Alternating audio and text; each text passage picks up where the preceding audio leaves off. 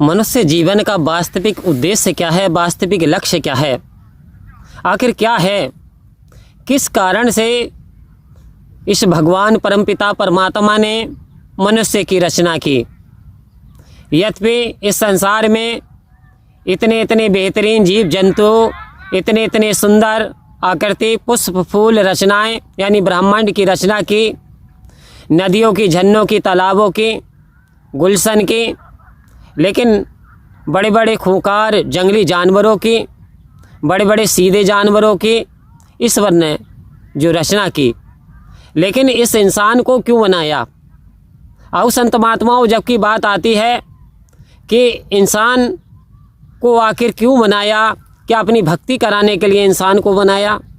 तो भक्ति करने के लिए तो कह रहे हैं कि लाखों देवदूत फरिश्ते एक इशारे में तैयार रहते हैं कि हमें मौका मिले, हम वंदना करें, हम भक्ति करें, हम इसके इशारे को समझें, हम इसके इशारे पे चलें।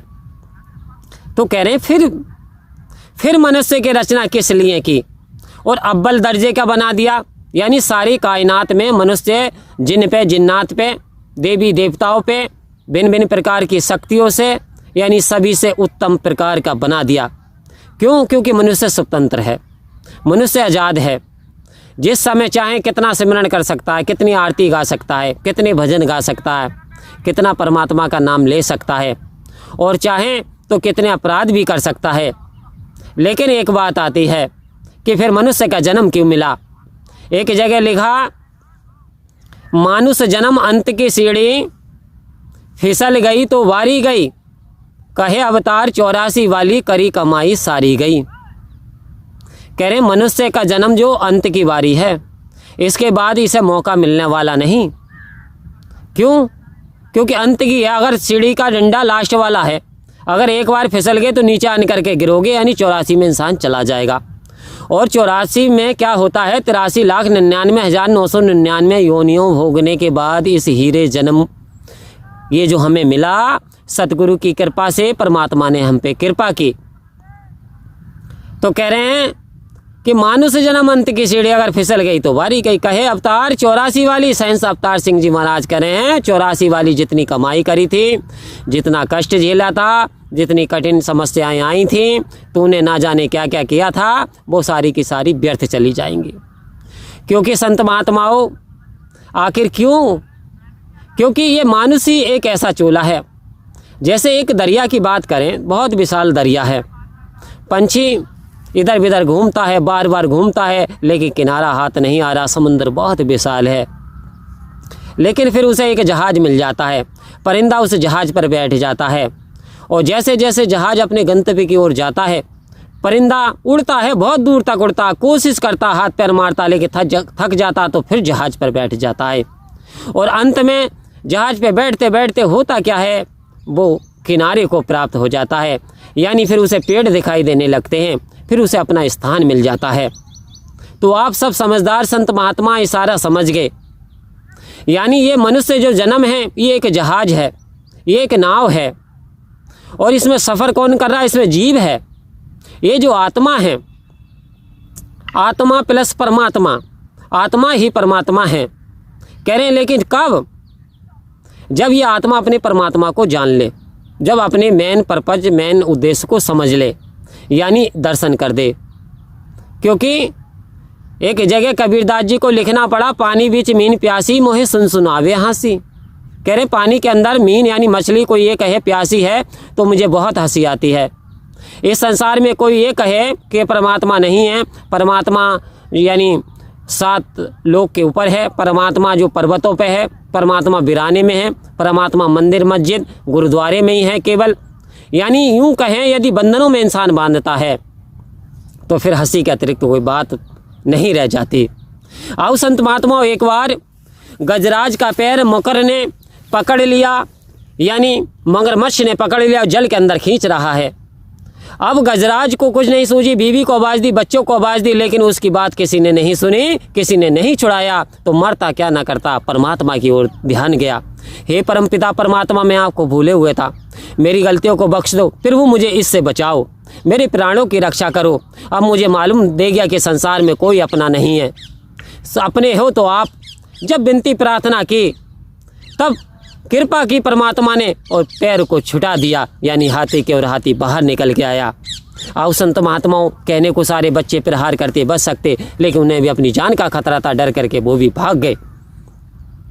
तो कह रहे हैं फिर यानी इस मनुष्य जन्म में तुझे जानकारी करनी है परमात्मा की, क्योंकि मौत जो तुझको देख अकेला, याद रख इंसान जन्म हुआ तो मृत्यु भी शाश्वत सत्य है।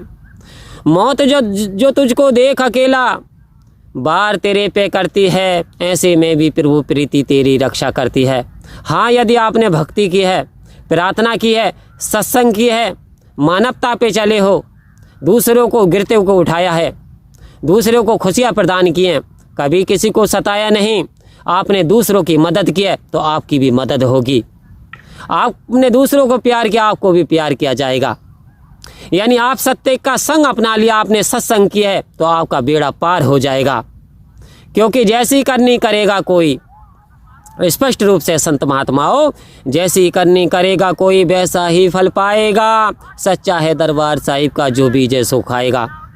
अर्थात एक जगह क्या है कि करनी करे तो क्यों करें और क्यों करके पछताए, और जब कांटे बोए बबूल के तो भाई आम कहाँ से खाए।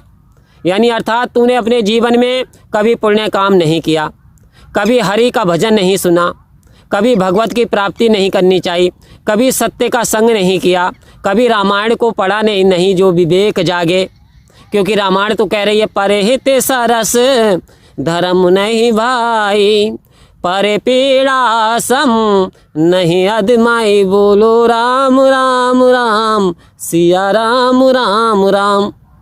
यानी राम की ओर लेकर के जा रही है और कह रही है परहित, दूसरे का हित करने जैसा इससे बड़ा कोई धर्म नहीं है, यानी मानवता से बड़ा कोई धर्म नहीं है।